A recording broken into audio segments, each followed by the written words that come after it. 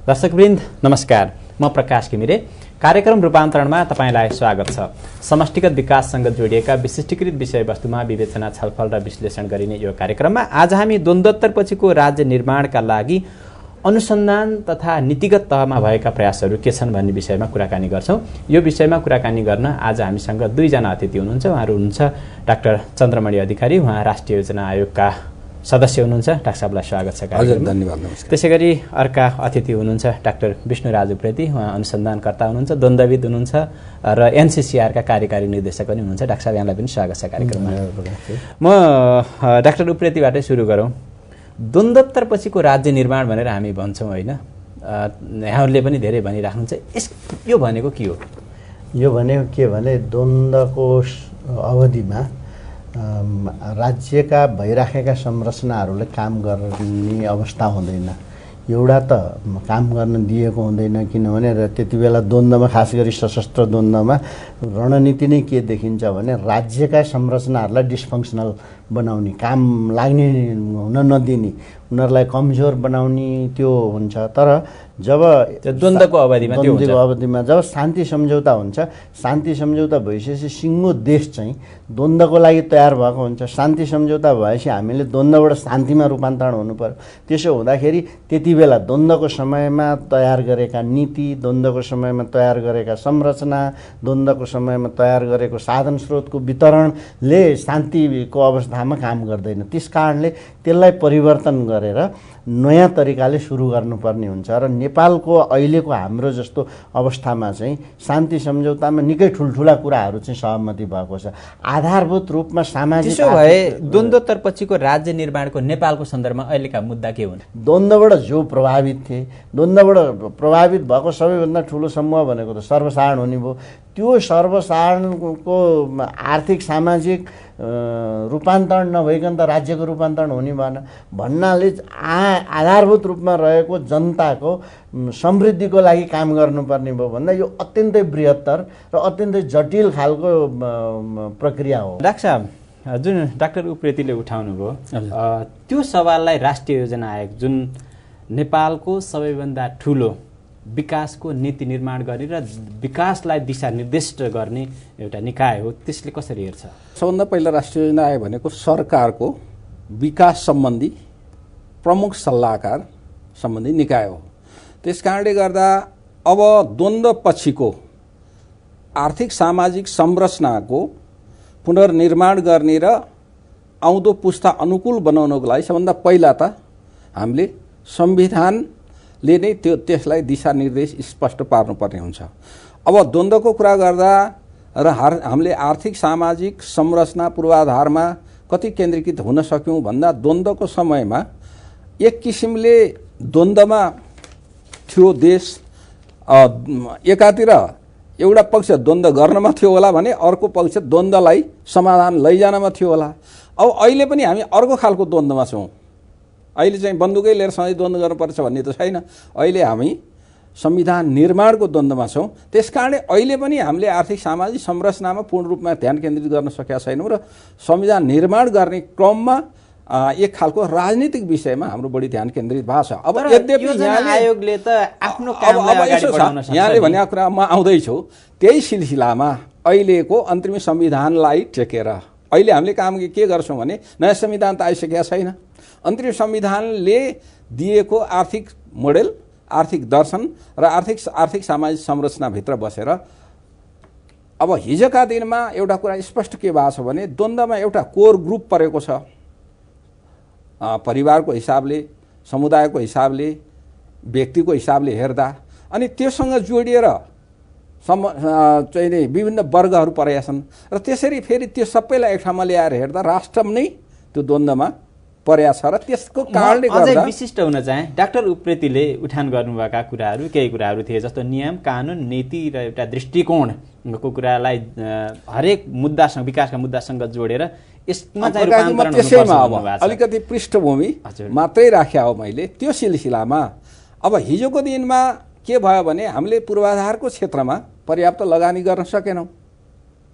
यहाँले हेरिराख्नु भएको छ नि, विगत 2047-48 सालभन्दा पछाडि र 52 साल पछाडि त अझ के भयो भने हामीले हाम्रा खास गरी भौतिक पूर्वाधारको क्षेत्रमा राज्यको त्यो धेरै ठुलो लगानी हुन सकेन। निजी क्षेत्रलाई दिन्छौँ भन्यो, निजी क्षेत्र पनि आउने एउटा क्षमता पनि भएन, अर्को वातावरण पनि भएन। र अर्को सामाजिक क्षेत्रमा पनि लगानी जुन ढङ्गले हुनुपर्थ्यो, हुन त यो युद्धको बेलामा राजनीतिक हिसाबले अपरिष्कृत खालको चेतना चाहिँ बृहत ढङ्गले मान्छेमा देखा पर्यो। तर त्यो चेतनालाई अहिलेको परिवेशमा व्यवहारमा त्यसै अनुकूल उतार्नको लागि त त्यही खालको सामाजिक क्षेत्रमा लगानी पनि आवश्यकता छ। शिक्षाको क्षेत्रमा, सूचनाको क्षेत्रमा, शिक्षाको क्षेत्रमा लगानी। त्यसकारणले यही कुराहरूलाई ध्यान दिएर अब अर्को विषय छ, द्वन्द्वकै कारणले गर्दा गाउँमा मान्छे बस्न नसक्ने स्थिति हुँदै गयो अनि बाहिर कामको खोजीमा जाने एक खालको संस्कारको त्यो द्वन्द्वको कारणले पनि विकास भयो। त्यो किन भयो भन्दा गाउँमा बस्न नसक्ने, गाउँ केमा आधारित छ? कृषिमा आधारित छ।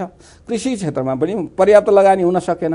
त्यसकारणले राष्ट्रिय योजना आयोगले अबका दिनमा खास गरी भौतिक पूर्वाधारको निर्माण, कृषि क्षेत्रको निर्माण, कृषि क्षेत्रको पुनरुत्थान र यान्त्रिकरण, आधुनिकीकरण र त्यसगरी आर्थिक सामाजिक क्षेत्रका पूर्वाधारहरूको निर्माणको लागि अहिले हाम्रो चाहिँ साधन र स्रोत प्राथमिकता त्यतातिर निर्देशित गरेर काम अगाडि बढाएको छ। अहिले जुन किसिमको अपेक्षा छ आर्थिक सामाजिक रूपान्तरणको, हजुर, एउटा समाजमा, व्यक्तिमा, आम नागरिकमा र नीति निर्माताहरूले पनि भन्ने गरेको, राजनीतिज्ञहरूले पनि भन्ने गरेको, त्यो स्तरको आर्थिक सामाजिक रूपान्तरणको लागि हाम्रा नीति कानुनहरू कहीँ बाधक देखिन्छन् कि देखिँदैनन्? तपाईँहरूले त्यहाँ गएर हेर्दाखेरि होइन छ, तपाईँले बाहिर पनि आइ नै राखेका छन्। कतिपय हाम्रा नीतिहरू अलि परम्परागत नीतिहरू अब अहिलेको बदलिँदो परिवेशमा हामी भोलि सङ्घीय संरचनामा जाने त एक किसिमको निश्चित भइसकेका छन्। सबै राजनीतिक दलहरूले नीतिगत संरचनागत बाधा कठिनाइहरू छन्। त्यसको डिटेलमा फेरि हामी आउला।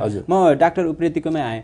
अघि चाहिँ बृहत्तर रूपमा चाहिँ यहाँले धेरै कुराहरू छन्, यो पोस्ट र कन्फ्लिक्ट स्टेट बिल्डिङको कुरा गर्नुभयो, त्यसमा स्पेसिफिक रूपमा नेपालको सन्दर्भमा यी कुरा चाहिँ हुनै भनेर भन्ने केही छन्? हामीले एउटा यो सिक्योर लाइभलीहुड रिसर्च कन्सोर्टियम भन्ने ग्लोबल कन्सोर्टियमको मातहतमा 8वटा पोस्ट कन्फ्लिक्ट देशहरू, अफगानिस्तान, पाकिस्तान, नेपाल, श्रीलङ्का, कङ्गो, DRC, त्यसपछि साउदर्न सुडान, त्यसपछि गएर नर्दर्न युगान्डा, त्यसपछि गएर सिरिया लियोनमा अध्ययन गरेर हेरेका थियौँ होइन। अध्ययन गरेर हेर्दाखेरि यो अहिले डाक्टर साहबले नि उठाउनु भयो योजनाको कामको सवालमा, योसँग पनि प्रत्यक्ष सम्बन्धित हुन्छ होला। केले चाहिँ स्टेट बिल्डिङलाई प्रभाव पार्दो रहेछ र स्टेट बिल्डिङको लागि चाहिने सबैभन्दा महत्त्वपूर्ण आधारहरू के हुन् भन्दा जनताले राज्यबाट नजिक हुने एउटा चाहिँ सेवा प्रवाह, आधारभूत सेवाहरू, स्वास्थ्य, शिक्षा, खानेपानी, सोसल प्रोटेक्सन भन्छ नि, सामाजिक सुरक्षा, यो अत्यन्त महत्त्वपूर्ण पाइयो होइन। त्यसपछि गएर अर्को, जनताले कति बेला चाहिँ यो राज्य पुनर्निर्माणलाई स्वीकार्दो रहेछ र त्यसको लागि के गर्नुपर्ने रहेछ, योजना आयोग जस्ता संस्थाहरूले, प्रधानमन्त्री कार्यालय जस्ता संस्थाहरूले, मन्त्रालयहरूले, नीतिगत तहमा बसेकाले के कुरालाई हेर्नुपर्ने रहेछ भन्दाखेरि हामीले 5-7वटा आधारभूत कुराहरू पायौँ। सबभन्दा ठुलो चाहिँ अनरसिप डेभलप गर्नु पर्यो, स्वामित्व, स्थानीय जनताको स्वामित्व डेभलप गर्न सकियो भने त्यो राज्य निर्माणको प्रक्रिया सुदृढ भएर जाने रहेछ एउटा। अर्को भनेको तपाईँको त्यो क्षमता वृद्धि नगरी अनरसिप विकास हुने रहन्छ। त्यसले गर्दा स्थानीय स्तरमा क्षमता अभिवृद्धि दोस्रो केमा राख्छ? अनरसिपमा यो यावत रूपान्तरणको प्रक्रियामा दिने सेवा सुविधामा र उहाँहरूले बनाएका नीतिहरू कार्यान्वयन गर्ने सवालमा, साधन स्रोत जुटाउने सवालमा एउटा। दोस्रो, त्यसो गर्नको लागि स्थानीय स्तरको क्षमता विकास चाहिने रहेछ।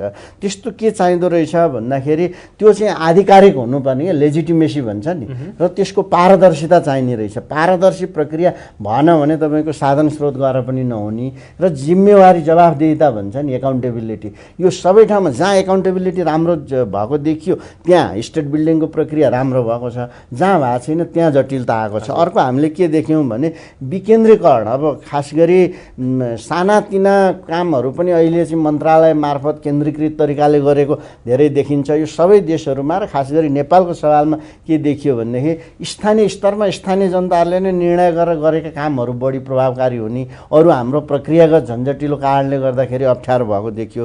त्यसपछि चाहिँ यो अहिले हाम्रो खास गरी सशस्त्र विद्रोहको समयमा र त्यसपछि अघि डाक्टर साहबले नि उठाउनु भएको थियो कि यो जनचेतना बढ्यो नि, त्यसले अपेक्षा पनि बढाएको छ र यो समावेशी हुनुपर्छ भन्ने एकदम ठुलो माग भइराखेको र त्यसले हाम्रो संविधानले नि 33% महिलाहरू सहभागी हुनुपर्ने सुनिश्चित गरेको। तर यथार्थमा त्यो नभएको कारणले यो इन्क्लुजनको मुद्दा अत्यन्त जटिल भएर आएको देखिन्छ होइन। डाक्टर साहब, अब यसैमा जस्तो अनुसन्धानले पत्ता लगाएका कुरा यहाँले चाहिँ सिलसिलाबद्ध क्रमबद्ध रूपमा भन्नुभयो। हामी राज्य रूपान्तरण भनौँ अर्थात् एउटा चाहिँ समाज रूपान्तरणको गतिमा क्रममा अगाडि बढिरहेको बेला हामी कहाँ यी अनुसन्धानमा आधारित नीति निर्माण गर्ने संस्कृति छ त? त्यो महसुस हुन्छ तपाईँ जस्तो अनुसन्धानकर्तालाई? यसो हेर्नुहोस्, मैले 10 वर्ष जति युरोपमा बसेर विश्वविद्यालयमा पढाउने अनुसन्धान गर्ने नै काम गरेँ। लगभग मेरो 17-18 वर्ष म अनुसन्धानमा काम गरेछु।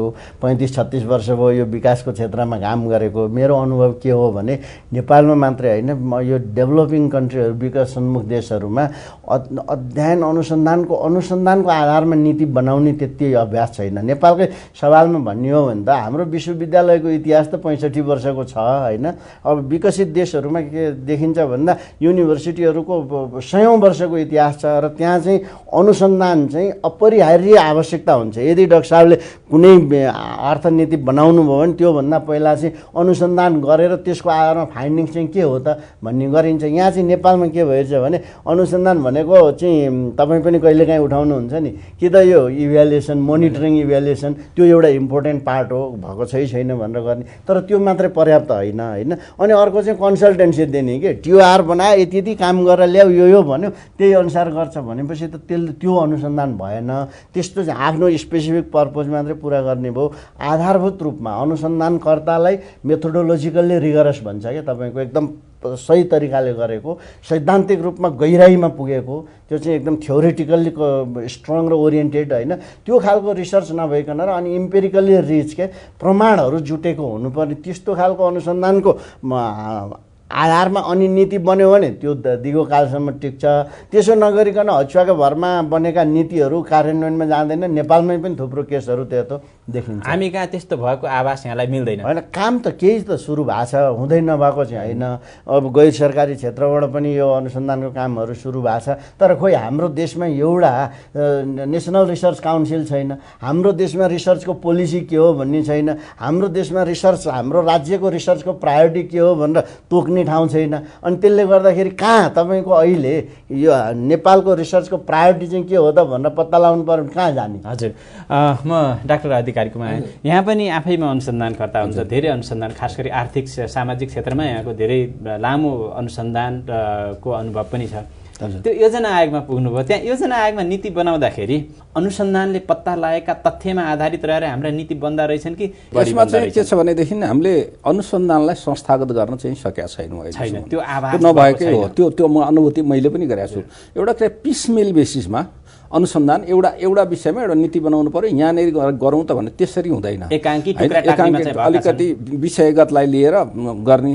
त्योभन्दा पनि एउटा आधिकारिक संस्था कुन हो त अनुसन्धान गर्ने भन्ने चाहिँ स्पष्टता चाहिन्छ। अब विश्वका धेरै देशमा जहिले तपाईँले म भर्खरै इजरायल गएर फर्केँ, त्यहाँ के रहेछ भने हरेक चाहिँ नि मन्त्रालयमा चिफ साइन्टिस्ट हुन्छ। त्यो इकोनोमिस्ट पनि हुनसक्छ अथवा अन्य नै हुनसक्छ। उनीहरूको कामै त्यसको अध्ययन अनुसन्धानै गराउने हो, चाहे त्यो बाहिरको मान्छेबाट ल्याएर, तर संस्थागत ढङ्गले गर्ने। डाक्टर साहबले आफ्नो कुरालाई निरन्तरता दिनु होला। इजरायलको कुरा आउँदाखेरि मसँग एउटा चाहिँ तथ्य छ। सन् 2008मा युएनडिपीले प्रकाशन गरेको विश्व मानव विकास प्रतिवेदनले औल्याएको छ इजरायलमा उसको कुल गारस्थ उत्पादनको 4.5% अनुसन्धानमा लगानी हुँदो रहेछ। भर्खरै अस्ति मिनिस्ट्री अफ इकोनोमीमा गएर चिफ साइन्टिस्टसित कुरा गर्दा ठ्याक्कै यही चाहिँ उहाँले नै भन्नुभएको छ, दस्तावेज छ। र उहाँहरूले अहिले विभिन्न देशका 60वटा देशहरूसित यो अनुसन्धान गर्ने सन्दर्भमा नै सम्झौता गरेर, त्यो फेरि अनुसन्धान भनेको फेरि अर्को कुरा के हुन्छ भने हामीले सामान्यतः सरकारी तहमा मात्रै भन्छौँ। त्यो सरकारी तहमा, गैर सरकारी तहमा कम्पनी निजी तहमा पनि अनुसन्धान गर्नुपर्छ। अनुसन्धान भनेर नीतिमा मात्रै होइन, कार्यान्वयनको पोजिसनमा पनि अनुसन्धान, वस्तु म्यानुफ्याक्चरिङको क्षेत्रमा पनि अनुसन्धान, उत्पादनका क्षेत्रमा पनि अनुसन्धान, स्वास्थ्यको क्षेत्रमा पनि अनुसन्धान, स्वास्थ्यको चाहिँ एउटा चाहिँ प्रोडक्ट गर्दाखेरि पनि अनुसन्धान। यसरी व्यापक बनाउनको लागि सबभन्दा पहिला आधिकारिक संस्था चाहिँ चाहिन्छ। त्यो कुरा हामीले पनि अनुभव गरिराखेका छौँ। अहिलेसम्म त्यो आधिकारिक संस्था छैन। अब भोलिको दिन हामी सोच्दैछौँ अब यसलाई हामीले त्यो ढङ्गले सोच्ने सायद हामीले फुर्सदै पाएर कि होइन, हामी जहिले राजनीतिक कुराहरूमा अल्झ्यौँ। अहिले तपाईँले अमेरिकामा हिजो भर्खर 20 तारिखका दिन अमेरिकाको ओबामाले, राष्ट्रपति ओबामाले संयुक्त सदनलाई स्पिच दिएकोमै हेर्नुभयो भने अनुसन्धानमा हामी जोड दिन्छौँ भनेर भन्नुभएको छ। र ग्रोथ चाहिँ नि तपाईँको वृद्धिमा आधारित चाहिँ नि पूर्वाधार निर्माण र अनुसन्धान, त्यो अनुसन्धानलाई आम मान्छेलाई पनि अनुसन्धानमा इन्भल्भ गराउने गरी अब चाहिँ नि काम गर्नुपर्छ भनेर उहाँले सरकारको सल्लाहकार, विकास सल्लाहकार, राष्ट्रिय योजना आयोग जस्तो निकायमा बस्नुभएका यहाँहरू जस्ता सदस्यले अब सरकारलाई घचघच्याउनु पर्ने हो कि? पक्कै। अब त्यो कुराहरू हामीले अबको 14औं योजना अब बन्छ, त्यो बन्ने सिलसिलामा यो कुराहरू अब उठ्छन्। हामी यो कुरामा चाहिँ सहमत छौँ। त्यसो भए त्यतिखेर हामीसँग एउटा आधिकारिक निकाय चाहिँ राज्यको नीति निर्माण, चाहे त्यो हुनसक्छ राष्ट्रिय योजना आयोगको एउटा अङ्गको रूपमा हुन सक्ला, अथवा अन्य कुनै खालको चाहिँ नि अटोनोमी अथवा सेमी अटोनोमी खालको चाहिँ नि निकायको रूपमा हुन सक्ला। भोलिका दिनमा यो कुराहरू चाहिँ हामीले अब उठाउँछौँ र यो आवश्यक छ। मसँग एउटा आँकडा छ कि इजरायलको मैले भने यहाँलाई कुल गार्हस्थ्य उत्पादनको 4.5% चाहिँ अनुसन्धानमा खर्च हुँदो रहेछ। जापान र फिनल्यान्डले 3% भन्दा बढी, चाइनाले 1.4% र ब्राजिलले 1%। चाइना, ब्राजिल भनेका यी चाहिँ इमर्जिङ एउटा वर्ल्ड इकोनोमिक पावर कन्ट्री पनि इमर्जिङ कन्ट्री। यसरी हरेक कन्ट्रीले चाहिँ अनुसन्धानमा यो प्राथमिकता दिएर बजेट नै यसरी एलोकेसन गरेको सन्दर्भमा हामी पनि यहाँहरूको पालामा अनुसन्धानको लागि यति प्रतिशत छुट्याउने है हाम्रो चाहिँ बजेटको भनेर भन्न सकिन्छ? त्यो बनाउन सकिन्छ? यसो होला, बजेटलाई यति प्रतिशत भन्नलाई चाहिँ फेरि अनुसन्धानको कुरा आउँछ है। त्यस कारणले आफ्नो आवश्यकता, आफ्नो क्षेत्र अनुसार चाहिँ अनुसन्धानमा बजेट छुट्याउन भनेर चाहिँ हामीले भनेका पनि छौँ है। छलफलको क्रममा पनि तपाईँहरूले अनुसन्धानमा छुट्याउनुहोस्। तर एउटा जुन तहको अनुसन्धानको आवश्यकता छलफल गरेका छैन त्यो तहको कि फेरि त्यही मोनिटरिङ इभ्यालुएसन अनुसन्धानलाई भएन बढी चाहिने अवस्था हुन सक्छ हैन। त्यसकारण त्यो जीवनसित सम्बन्धित कुरा छ। अब त्यसकारण नीतिगत अनुसन्धान गर्ने एउटा फरक कुरा हुन्छ। त्यसकारण त्यो अनुसन्धान कस्तो खालको अनुसन्धान गर्ने हो त्यो अनुसार बजेटको आवश्यकता हुने हुनाले भोलि चाहिँ अलिकति त्यसको डिटेल स्टडी नै गरेर अनि हामीले चाहिँ जीडीपी को कति गर्ने भने जीडीपी को कति % भनेर आएको कुरा चाहिँ त्यहाँ पनि लामो अनुभवपछि हो र हामीले अनुसन्धान छुट्याउँदै गयौँ गर्दै गयौँ। अब कति पुगेछ त भनेर हेर्दा आएको हो। हामी कहाँ पनि छुट्याउनु पर्छ भन्ने यहाँलाई लाग्छ। एउटै कुरा के हो भने अहिलेसम्मको मानसिकता चाहिँ जनशक्तिको क्षमता विकासमा गरेको खर्च र यस्तो खर्चलाई चाहिँ यो दायित्व हो भन्ने चाहिँ नि सोचाइ मान्छेमा भएको हुनाले होइन यो त पुँजी निर्माण नै हो, भोलिको लागि विकासको आधारै तयार गरे हो भन्ने सोचाइमा परिवर्तन भएपछि अनि यसमा चाहिँ छुट्टिने कुराहरू पनि हुन्छ। यसमा राष्ट्रिय योजना आयोग सचेत छ। हजुर, डाक्टर साहबकोमा म आएँ। अब जुन बारम्बार हामीले छलफल गर्ने मुद्दा छ त्यसमा चाहिँ डाक्टर अधिकारीले यसरी चाहिँ सम्बोधन गरिदिनु भयो, तपाईँको भनाइ के छ यसमा? होइन, उहाँले अन्तिममा भन्नुभएको थियो नि, खास गरी यो रिसर्च र क्षमता विकास, नेपालीहरूको रिसर्चको क्षमता विकासलाई राज्यले लगानीको रूपमा बुझ्नु पर्यो। त्यो बुझ्न साथै धेरै समस्याको समाधान हुन्छ। अहिलेसम्म चाहिँ त्यसरी बुझिएको छैन। तपाईँको हाम्रो देशका राम्रा वैज्ञानिकहरू संसारमा गएर स्थापित भएका छन्, ती मान्छेले यहाँ काम गर्ने वातावरण छैन होइन। भनेपछि हामीले रिसर्चमा लगानी गर्ने, रिसर्चको लगानीमा क्षमता विकासमा पनि गर्ने र संस्थाहरूको प्रवर्धनमा पनि गर्ने एउटा काम गर्नुपर्छ। दोस्रो काम चाहिँ रिसर्चलाई प्रशासनिक नियन्त्रणभित्र राखेर रिसर्च हुँदैन। रिसर्चको लागि रिसर्चरहरूको स्वायत्तता एउटा बृहत्तर खाकाभित्र राखेर गर्नुपर्छ। त्यसको लागि आवश्यकता छ।